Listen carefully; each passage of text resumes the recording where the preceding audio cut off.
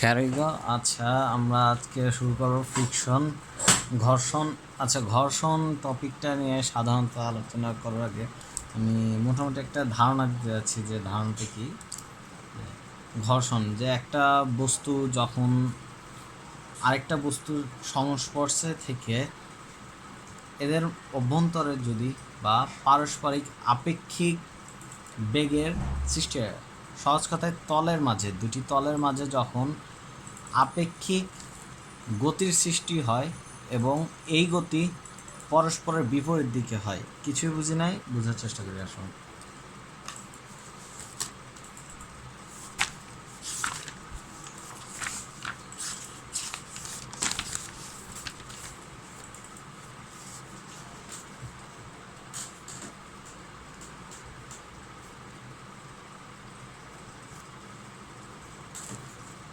একটা বস্তু রয়েছে,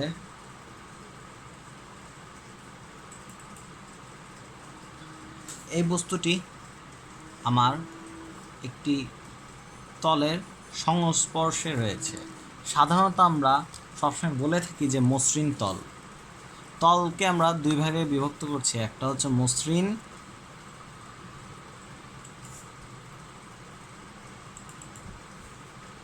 আরেকটি হচ্ছে অমসৃণ। যখনই আমরা অমসৃণ তলের কথাটা আলোচনা করব, সেখানে আমরা ঘর্ষণ নামের যে ফেনোমেনা, যে ধারণা, তা আমরা এখানে পাব। আচ্ছা, তাহলে এই অমসৃণ তলেই আমরা ঘর্ষণ বা ফ্রিকশন এই টপিকটা নিয়ে আলোচনা করব। তাহলে এই বস্তু যদি আমার এই তলের সংস্পর্শে থেকে আপেক্ষিক গতির সৃষ্টি হয়, এই বস্তুটি যদি বা এই ব্লক, এটাকে ব্লক বলা হচ্ছে এখানে, বা বস্তু বললেও সমস্যা নেই, এই বস্তুটিকে যদি এই তলের সংস্পর্শে থেকে আপেক্ষিক গতির সৃষ্টি হয়। আচ্ছা, এখানে আপেক্ষিক গতি বলতে কি বুঝছি আমরা?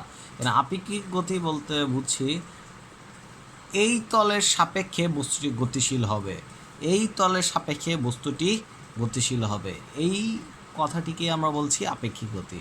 অর্থাৎ আপেক্ষিক গতির যদি সৃষ্টি হয় একটি বস্তু এবং অন্য অপর কোনো তলের সাথে, সেক্ষেত্রে আমার অমসৃণ তলটা কীরূপ হতে হবে? অবশ্যই অমসৃণ হতে হবে। অমসৃণ তলে আমার গতির বিপরীত দিকে, আমার যদি এক্স অক্ষের ধনাত্মক দিকে বস্তুটি গতিশীল হতে নেয়, তাহলে গতির বিপরীত দিকে আমার এক বাধাদানকারী বলের সৃষ্টি হবে। আচ্ছা, আমার যদি গতিপথটা এক্স অক্ষের ধনাত্মক দিকে হয়ে থাকে, তাহলে ঠিক এর বিপরীত দিকে, গতির বিপরীত দিকে বাধাদানকারী একটা বলের সৃষ্টি হবে। এই বলকেই আমরা বলছি ঘর্ষণ বল। এই বলকে আমরা বলছি ঘর্ষণ বল। ওকে, আচ্ছা। অর্থাৎ এইদিকে যদি আমার ডান দিকে যদি আমি এফ বল প্রয়োগ করি, এফ অ্যাপ্লাইড অর্থাৎ প্রয়োগকৃত বল, তাহলে এর গতির বিপরীত দিকে তলের সংস্পর্শে আমার একটা বিশেষ প্রকারের বাধাদানকারী বলের সৃষ্টি হবে। বিশেষ এক প্রকারের বাধাদানকারী বলের সৃষ্টি হবে, যাকে আমরা বলছি ঘর্ষণ বল। ওকে, আচ্ছা। তাহলে এখন আমরা পরীক্ষার খাতায় লেখার জন্য যে ধারণাটা নিয়ে আসবো সেটা একটু বোঝার চেষ্টা করি। একটি বস্তু যখন কোনো অমসৃণ তলের উপর গড়িয়ে বা ঘষে চললে অথবা চলার উপক্রম হবে, ঠিক তখনই গতির বিপরীত দিকে যে ধাক্কা বল ক্রিয়া করে তাকে ঘর্ষণ বলে। কিছুই বুঝি নাই, আবার একটু বোঝার চেষ্টা করি। একটি বস্তু যখন অমসৃণ তলের ওপর দিয়ে গড়িয়ে রোটেশন করে ঘুরে, যেমন চাকা ঘুরে, অথবা ঘষে চললে, বা এই ক্যালকুলেটর আছে এবার ঘষে চললে, অথবা আমি বল প্রয়োগ করছি কিন্তু এখানে স্থির আছে, ঠিক আর একটু বল প্রয়োগ করলে সেটা চলার উপক্রম হবে। এই ধরনের ঘটনাটা যদি দেখতে পাই, সেক্ষেত্রে আমি যেদিকে গতিশীল করতে যাচ্ছি তার বিপরীত দিকে তো যেদিকে গতিশীল করতে যাচ্ছি, ডান দিকে যদি গতিশীল করতে চাই, তাহলে ঠিক ডান দিকের বিপরীতে বাম দিকে আমার গতির বিপরীতে একটা বাধাদানকারী বল আসবে, একটা বাধাদানকারী বলের সৃষ্টি হবে।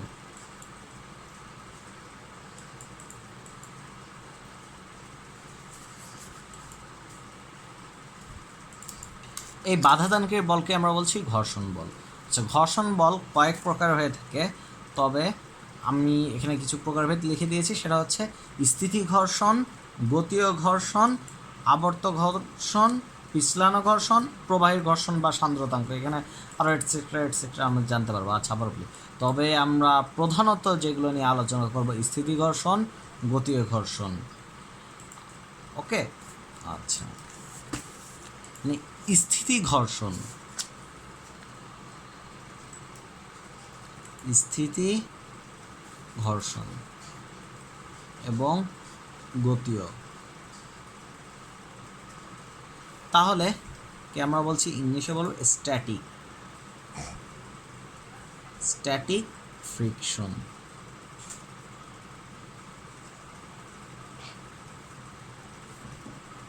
এবং গতীয় যেটা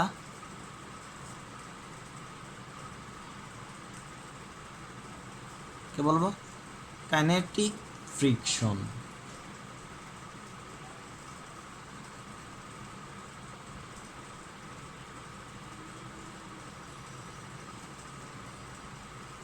আচ্ছা, ঘর্ষণকে ইংলিশে বলা হয় ফ্রিকশন।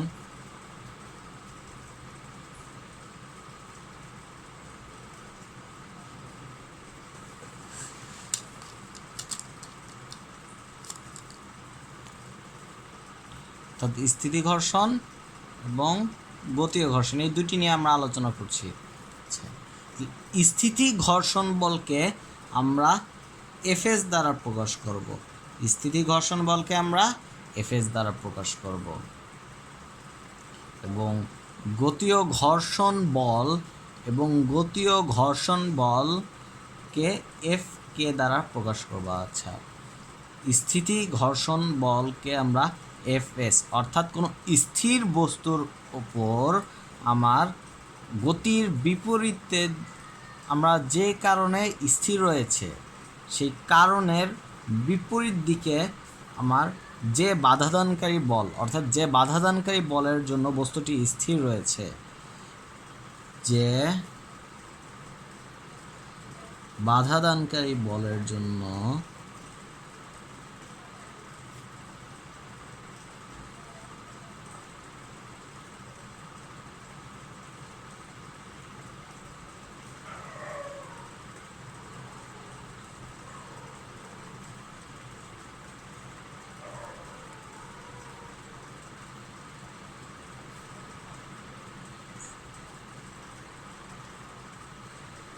স্থির থাকবে। আচ্ছা, তাহলে সেই বাধাদানকারী বলকে আমরা বলছি এফএস। এবং তবে এফকে বলবো যে গতিশীল অবস্থায়, কোনো বস্তু গতিশীল অবস্থায়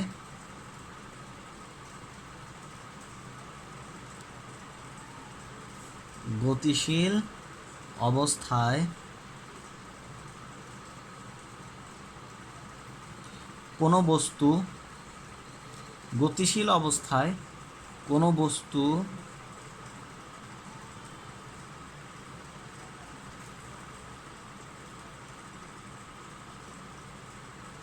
গতির বিপরীত দিকে যে বাধাদানকারী বল দেয়, গতির বিপরীত দিকে যে বাধাদানকারী বল দেয়,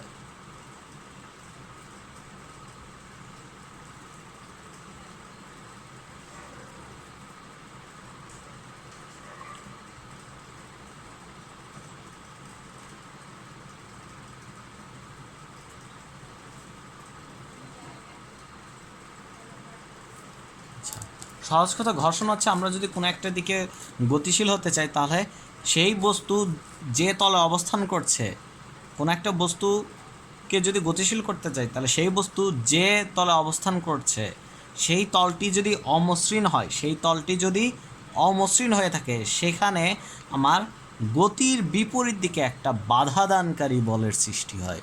সেই বাধাদানকারী বলকেই আমরা বলছি ঘর্ষণ বল। এবং ঘর্ষণ বল দুই ধরনের, স্থিতি ঘর্ষণ এবং গতীয় ঘর্ষণ।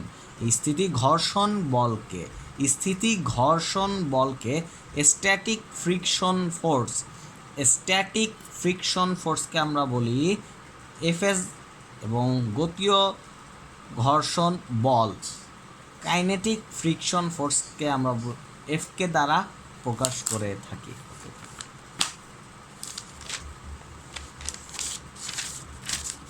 এখন আমরা যদি ধারণা করতে চাই যে স্থিতি ঘর্ষণ, শুরুতে আমরা স্থিতি ঘর্ষণ নিয়ে আলোচনা করি।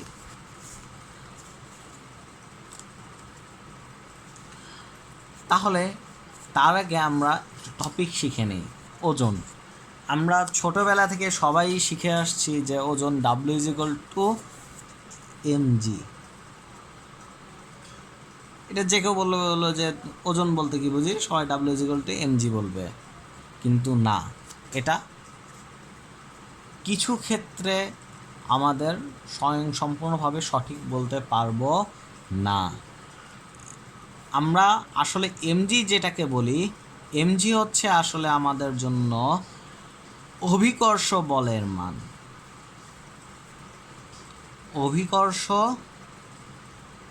বলের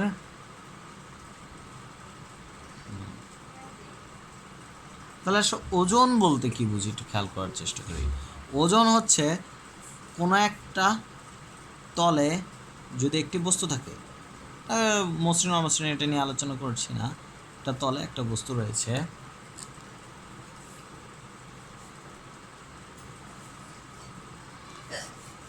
সাপোজ এটা এম ভরের একটা বস্তু, এবং এর ভর এর কারণে অভিকর্ষ বল নিচের দিকে ক্রিয়া করছে, এবং এই অভিকর্ষ বলের মান mg। এই অভিকর্ষ বল নিচের দিকে ক্রিয়া করে এবং অভিকর্ষ বলের মান mg।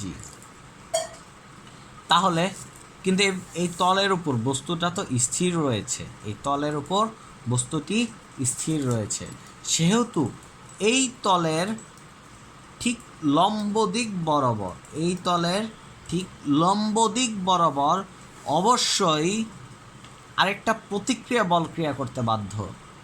কেন? কারণ এই বস্তুটা যদি শুধু অভিকর্ষ বল নিচের দিকে ক্রিয়া করছে, যদি শুধু এই বলটাই থাকতো তাহলে তো বস্তুটা এই তল ভেদ করে নিচে চলে যেত, এই তলের উপর তো স্থির থাকতো না। আচ্ছা, আবার বলি, এই এম ভরের যে ব্লক সেটা তল ভেদ করে তো নিচে চলে যেত। যেমন আমরা যদি কাদার ভিতর একটা ভারী ইট রাখি তাহলে দেখা যাবে যে সেটা কিছু দূর প্রবেশ করে গিয়েছে। কেন? কারণ অভিকর্ষ বলের প্রভাবে সেটা নিচে চলে গেছে। বা পানির ভিতর যদি একটা ইট ফেলে দেয় তাহলে সেটা পানির উপরে তলে তো ভাসবে না, কারণ তার নিচের দিকে একটা অভিকর্ষ বল ক্রিয়া করছে, আর সেটা উপরের দিকে যে প্লবতা তা ধাক্কা দিচ্ছে না। তার মানে এই বস্তুটা যদি এই মাটির উপরে থাকতে হয় বা এই তলের উপর অবস্থান করতে হয় তাহলে অবশ্যই আমার এর প্রতিক্রিয়া আরেকটা বল থাকবে, যাকে আমরা আর দ্বারা প্রকাশ করি, আর একে বলি প্রতিক্রিয়া বল।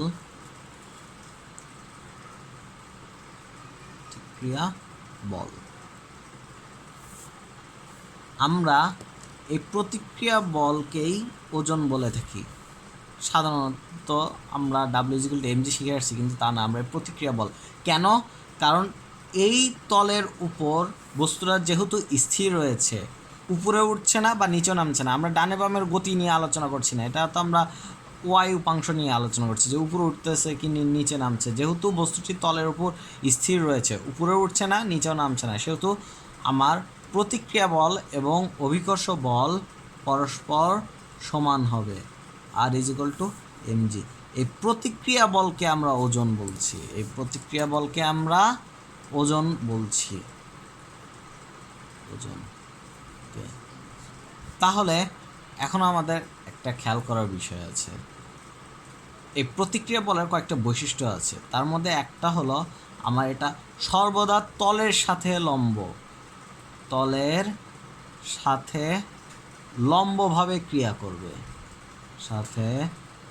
লম্বভাবে ক্রিয়া করবে।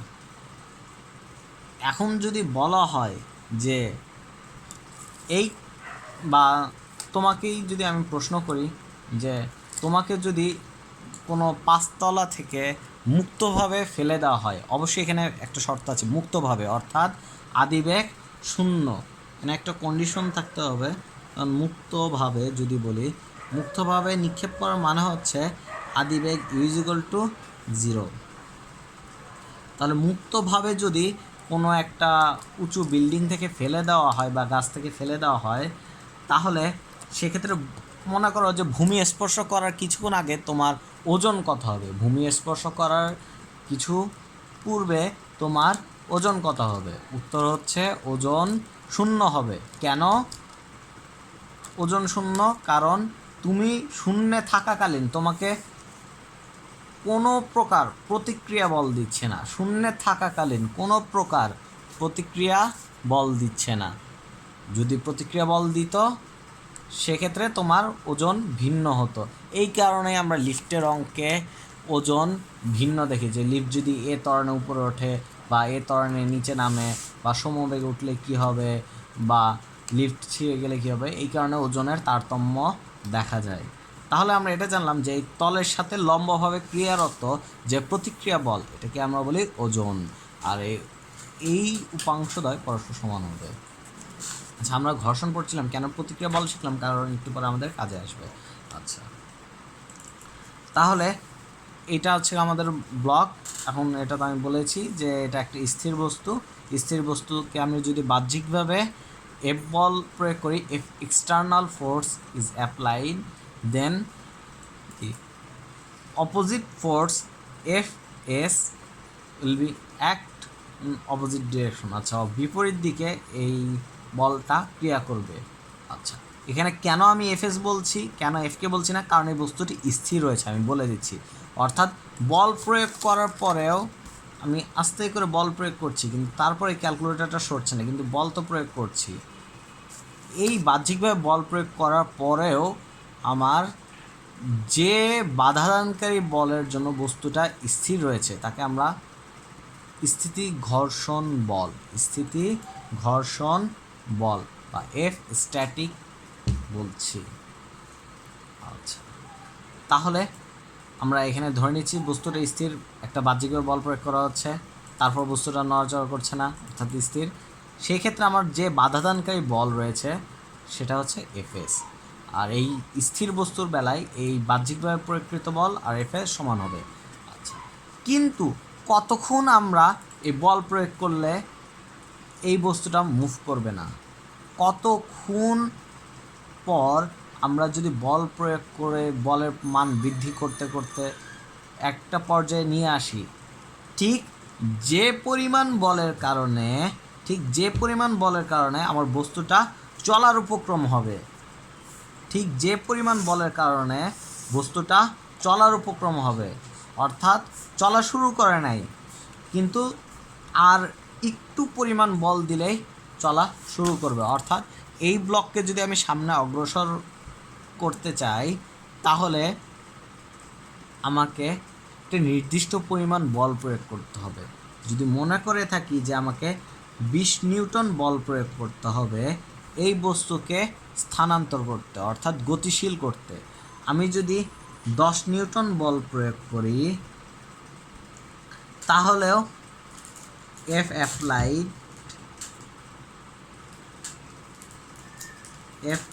অ্যাপ্লাইড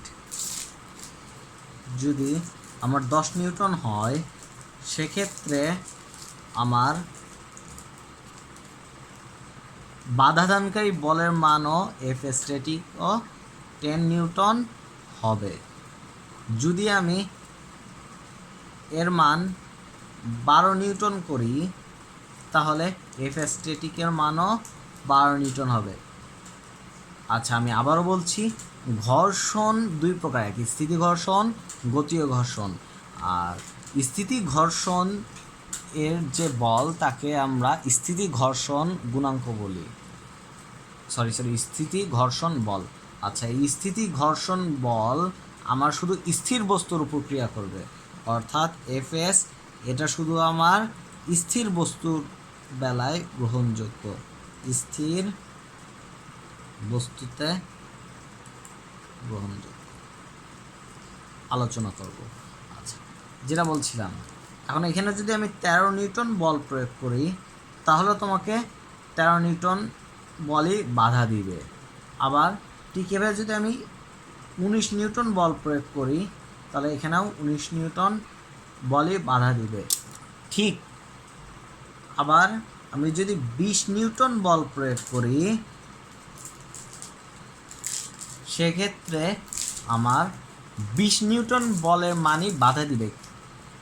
তাহলে আমার এই বস্তুটা সর্বোচ্চ যে মান পর্যন্ত আমি বল প্রয়োগ করার পরেও, সর্বোচ্চ যে মান পর্যন্ত আমি বল প্রয়োগ করার পরও বস্তুটি বাধা প্রদান করছে সেই মানকে আমরা বলি এফএস ম্যাক্স, অর্থাৎ স্ট্যাটিক ফ্রিকশনের লিমিটিং ভ্যালু, বা এটা আমরা সামনে গেলে জানব, সেটা হচ্ছে সীমান্তিক ঘর্ষণ গুণাঙ্ক। আর এফএসটা কি তাহলে? শুধুমাত্র স্থির বস্তুর উপর ক্রিয়ারত যে ঘর্ষণ বল রয়েছে তাকে স্থিতি ঘর্ষণ বল বলি, এবং এই স্থিতি ঘর্ষণ বলকে এফএস দ্বারা প্রকাশ করা হয়। আর একে বলা হয় সেলফ অ্যাডজাস্টিং ফোর্স, একে বলা হয় সেলফ অ্যাডজাস্টিং ফোর্স। প্রত্যেক স্থির বস্তু এবং তলের মধ্যে এই বলের, এই ঘর্ষণ বলের সর্বোচ্চ যে মান থাকে তাকে সীমান্তিক ঘর্ষণ গুণাঙ্ক বা এফএস ম্যাক্স বলা হয়ে থাকে, বা লিমিটিং ফ্রিকশন ফোর্স বলা হয়ে থাকে, লিমিটিং ফ্রিকশন ফোর্স বলা হয়ে থাকে। আচ্ছা, তাহলে এখন এই যে 20 নিউটন রয়েছে, এই 20 নিউটন থেকে যদি মনে করা হলো ঠিক একটু যদি 20.001 নিউটনও বল প্রয়োগ করা হয়ে থাকে, ঠিক তখনই বস্তুটা গতিশীল হবে, ঠিক তখনই বস্তুটা গতিশীল হবে। আর গতিশীল বস্তুর জন্য আমরা স্ট্যাটিক ফ্রিকশন ফোর্স অর্থাৎ এফএস আলোচনা করব না, এফএস আলোচনা করব না। আশা করি সেটা বোঝা গেছে। তাহলে আর এই সীমান্তিক ঘর্ষণ বল অর্থাৎ এফএস ম্যাক্স,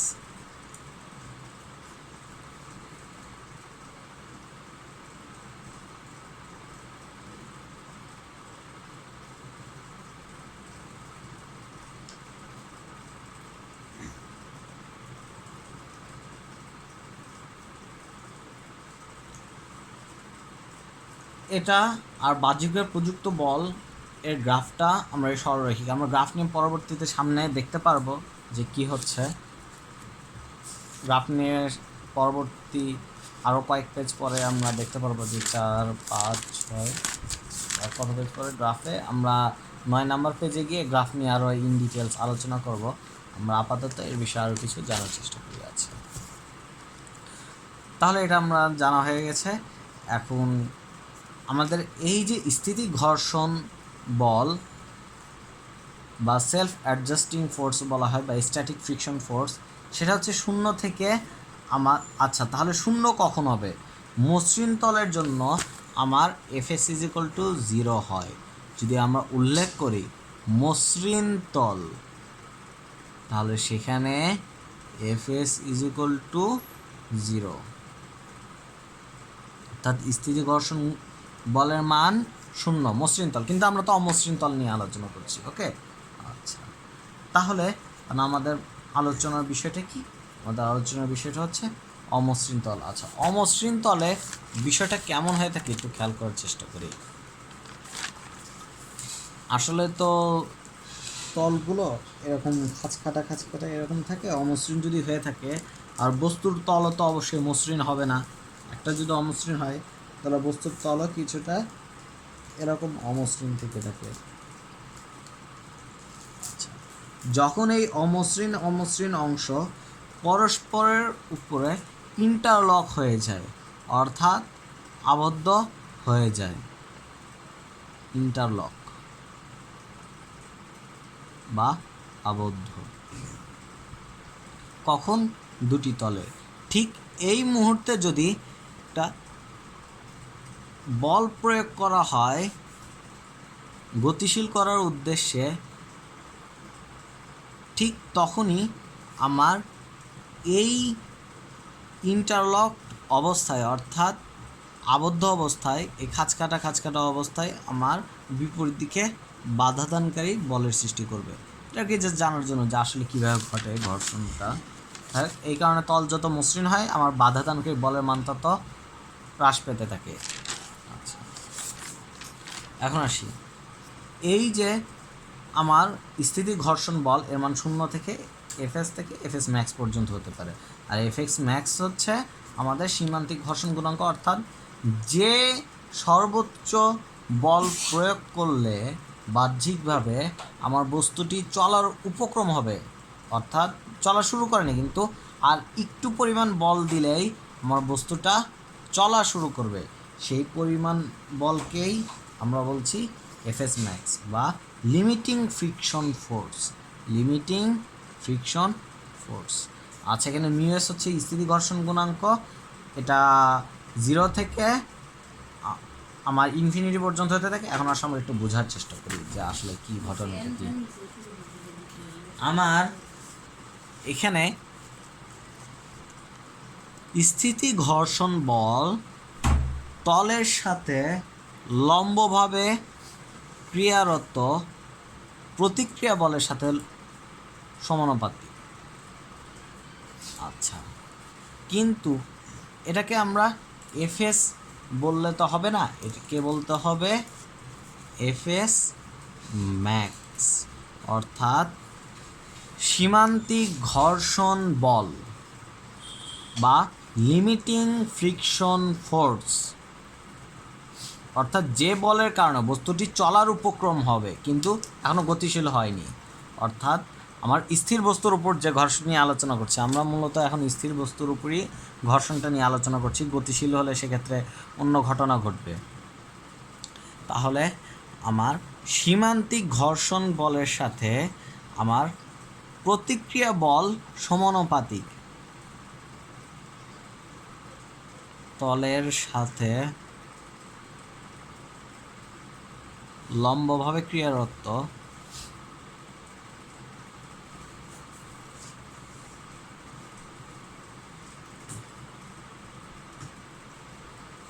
প্রতিক্রিয়া বল, প্রতিক্রিয়া বল।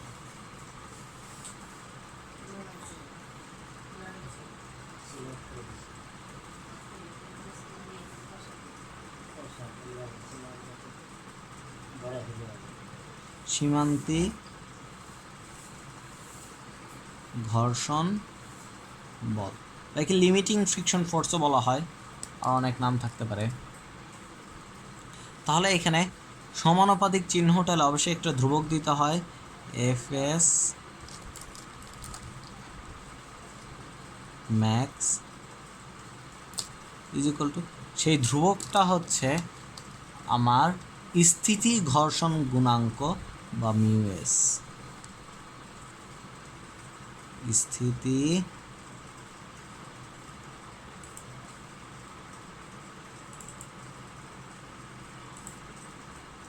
ঘর্ষণ গুণাঙ্ক, এর মান 0 থেকে ইনফিনিটি পর্যন্ত হতে পারে।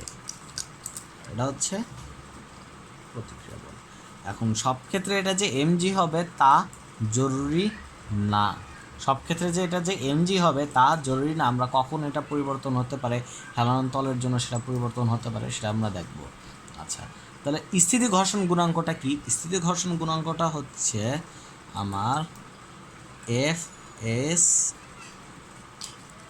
অর্থাৎ সীমান্তিক ঘর্ষণ বল, অর্থাৎ স্থিতি ঘর্ষণ বলের সর্বোচ্চ মান এবং প্রতিক্রিয়া বলের অনুপাতকে আমরা বলি মিউ এস।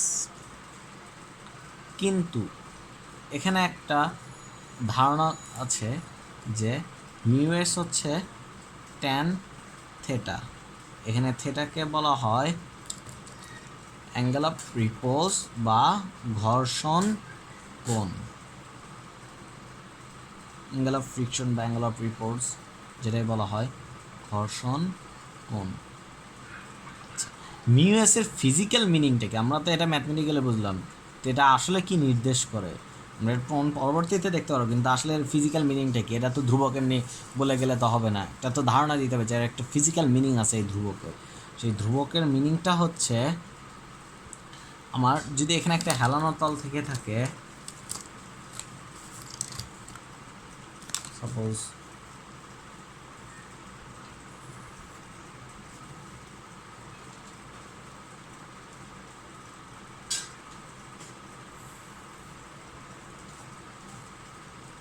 এখানে হচ্ছে সেই থিটা,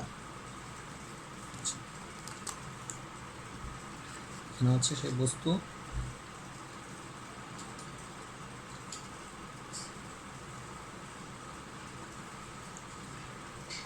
থিটা এর যে মানের জন্য আমার এই বস্তুটি নিচের দিকে গতিশীল হওয়া শুরু করবে, অর্থাৎ আমি যদি বস্তুটি এরকম থেকে থাকে, এরকম একটা অবস্থানে থেকে থাকে বস্তুটি, এই বস্তুকে আমি যদি আস্তে আস্তে উপরে ওঠানোর চেষ্টা করি, আস্তে আস্তে হেলানোর তলের সৃষ্টি করি, তাহলে ঠিক সেক্ষেত্রে সেই হেলানোর তল আনুভূমিকের সাথে কত কোণ করে থাকলে বস্তুটি নিচে পড়ার উপক্রম হবে, সেই কোণের ট্যানজেনশিয়াল রেশিওকেই আমরা বলছি মিউ এস। কিছু বুঝি না, আবার বোঝার চেষ্টা করি। মানে একটা তলে সব আনুভূমিক একটা তলে একটা বস্তু রাখা হলো, এখন সেই বস্তুটি সেই তলের উপর থেকে আমি তল সহ একটা কোণের সৃষ্টি করি আনুভূমিকের, ঠিক এভাবে আছে, আমি এভাবে আনুভূমিক কোণের সৃষ্টি করছি। তাহলে এখানে যদি বস্তুটি থেকে থাকে, যে মুখাটা এখানে অবস্থান করছে, বস্তুটি যদি থেকে থাকে, ঠিক কত কোণ করার পরে বস্তুটা নিচে পড়ার উপক্রম হবে, মানে পড়া শুরু করে নেই, বস্তুটি পড়ার উপক্রম হবে, ঠিক সেই কোণকে আমরা বলছি ট্যান থিটা বা ঘর্ষণ কোণ বা অ্যাঙ্গেল অফ রিপোজ। সেই কোণের ট্যানজেনশিয়াল রেশিওকে আমরা বলছি মিউ এস বা সীমান্তিক ঘর্ষণ বল এবং অবিলম্ব প্রতিক্রিয়া বলের অনুপাতকে, দুইভাবে বলতে পারি আমরা।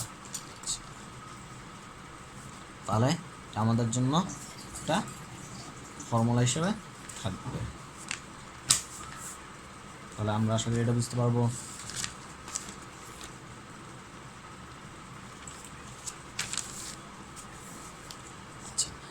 ডিটারমিনেশন অফ অ্যাঙ্গেল অফ রিপোজ, এখন এটা নিয়ে ধারণা আমি বলেছি যে স্থিতি ঘর্ষণ গুণাঙ্কের সাথে আমার অভিলম্ব প্রতিক্রিয়া বল, এখানে নর্মাল বলতে লম্ব বোঝায় টু ইটস সারফেস।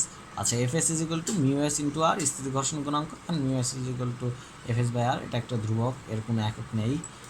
কোনো বস্তুকে হেলানোর তলে নিলে আনুভূমিকের সাথে তলের থিটা কোণের যে মানের জন্য পড়ে যাওয়ার উপক্রম হবে, কোনো বস্তুকে হেলানোর তলে নিলে আনুভূমিকের সাথে তলের যে কোণের যে মানের জন্য পড়ে যাওয়ার উপক্রম হবে, অর্থাৎ এই বস্তুটা ঠিক নিচে পড়ে যাওয়ার উপক্রম হবে, পড়া শুরু করে, কিন্তু আরেকটু কোণ করলেই পড়া শুরু করবে, ঠিক সেই কোণকে আমরা বলি থিটা কোণ, আর একে থিটা স্ট্যাটিক বা স্থিতি কোণ বলি, বা অ্যাঙ্গেল অফ রিপোজ বা স্থিতি ঘর্ষণ কোণ বলি। এটা হচ্ছে mu S is equal two তাহলে F S max by R, এটা আমরা পরবর্তীতে আসবো, MG sine theta is equal two tan theta S. এখন আমরা এটার প্রমাণ দেখিয়েছি যে এটা আসলে কিভাবে আসে, F S max is equal to MG sine theta S আর R is equal to MG cos theta S, এটা কীভাবে আসে এটা আমরা পরবর্তীতে আসবো, কারণ বস্তুটা যদি নিচের দিকে গতিশীল হতে চায় তাহলে, তবে একটু ধারণা দিয়ে দিচ্ছি, এটা আমরা পরবর্তীতে আবার আলোচনা করব, জাস্ট এখানে বোঝানোর সুবিধার্থে বলা হলো যে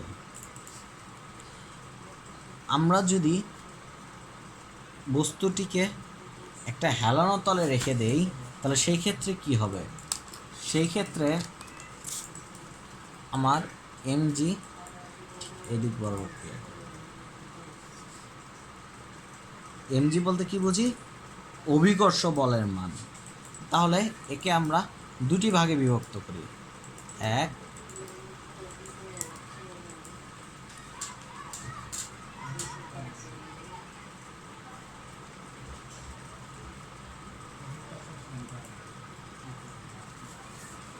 এই তলের সাথে লম্ব দুটি উপাংশে বিভক্ত করছে।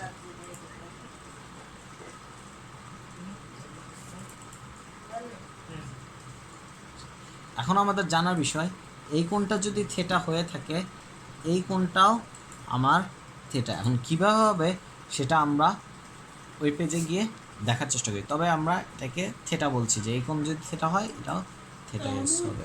এটা প্রমাণ আমি পরবর্তী পেজে দিচ্ছি, জাস্ট আপাতত মনে রাখো যে এটা থিটা হলে এই কোণটাও সবসময় থিটা হবে।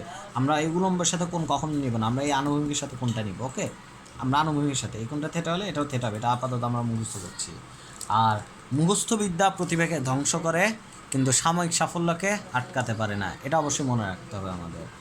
তাহলে এখন আমরা যদি এই অভিকর্ষ বলকে দুটি উপাংশে বিভক্ত করি, এক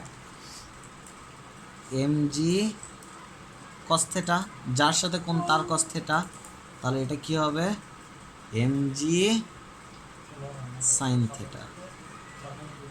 তাহলে এই তলের উপর প্রতিক্রিয়া বলটা হচ্ছে এটা,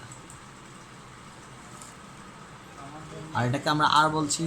যেহেতু আমার প্রতিক্রিয়া বল আর এটা সমান হয়, তাহলে আমরা বলতে পারি R is equal to mg cos theta. কারণ আমি বলেছি যে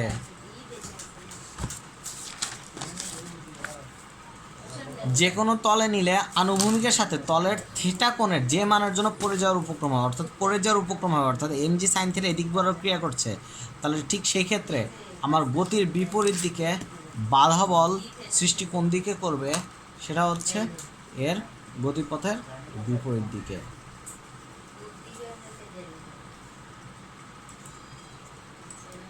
এফকে, আর যেহেতু পড়ে যাওয়ার উপক্রম হচ্ছে অর্থাৎ এফকে, তাহলে সেই ক্ষেত্রে কি ম্যাক্সিমাম ভ্যালু হবে, অবশ্যই ম্যাক্সিমাম ভ্যালু।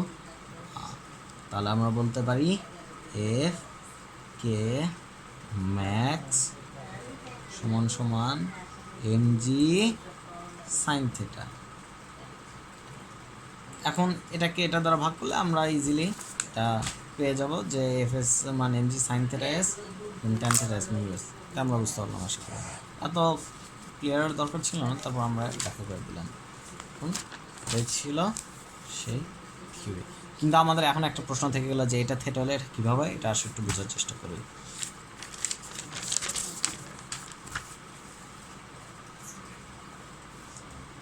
এটা সেই তল, আমাদের এই তল, এটা যদি থিটা হয়, এখানে সেই বস্তু,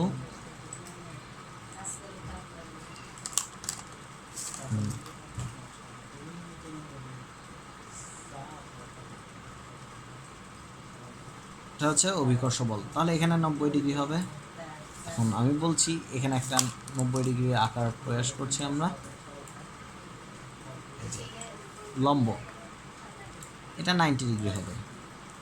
তাহলে এই পুরো কোণটা অবশ্যই 90 ডিগ্রি হবে। এই কোণকে আমি ধরে নিচ্ছি যে আলফা। তাহলে এখন আমাকে এটা বলতে হবে যে এই কোণটা কত। এই কোণটা অবশ্যই কি আমাদের এটা যদি 90 ডিগ্রি হয়, তাহলে এই দুটো কোনো সমস্যা 90 ডিগ্রি হবে। এটাকে আমরা বলতে পারি এক্স। এক্স যদি বলি তাহলে এক্স সমান সমান হবে 90 ডিগ্রি মাইনাস থিটা, কারণ এটা তো 90 ডিগ্রি হবে অবশ্যই, mg নিচে দিয়ে ক্রিয়া করছে। আচ্ছা, আবার যেহেতু এই তলের উপর এটা লম্ব, যেহেতু তলের উপর এটা লম্ব, সেহেতু আমরা এক্স এবং alpha, X plus alpha is equal to কি 90 ডিগ্রি বলতে পারি। তাহলে alpha is equal to 90 minus X বলতে পারি। তাহলে আমরা 90 ডিগ্রি মাইনাস 90 মাইনাস থিটা, এটা বাদ দিলে মাইনাস হচ্ছে প্লাস হচ্ছে থিটা। তাহলে আশা করি বুঝতে পারবো এটা কীভাবে থিটা হবে। তাহলে আমাদের স্থিতি ঘর্ষণ গুণাঙ্কের প্রাথমিক ধাপ শেষ।